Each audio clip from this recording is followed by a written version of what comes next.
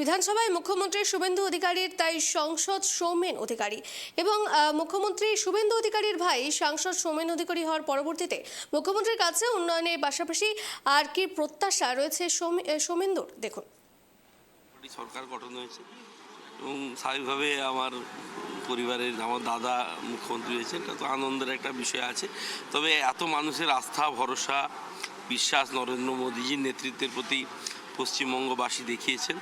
আমরা সকলে সচেষ্ট থাকবো, আগামী দিনে সতর্ক থাকবো। মানুষের সেই আস্থা, ভরসা, বিশ্বাস পশ্চিমবঙ্গ সরকার নরেন্দ্র মোদীজির আশীর্বাদে, শুভেন্দু অধিকারীর এবং তার টিমের নেতৃত্বে আমরা সকলেই যেন ভালোভাবে মানুষের কাজ করতে পারি। গ্রাম বাংলার মানুষ তারা এতদিন বাদে গ্রামের মানুষকে মুখ্যমন্ত্রী হিসেবে পেয়েছেন, এটাও আনন্দের কথা।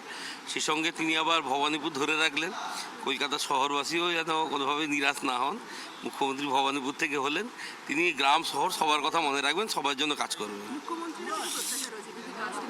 বিরাট প্রত্যাশা পশ্চিমবঙ্গবাসীর আছে মুখ্যমন্ত্রীর কাছে, ভারতীয় জনতা পার্টির কাছে, আমাদের আদরণীয় প্রধানমন্ত্রী নরেন্দ্র মোদীজির কাছে।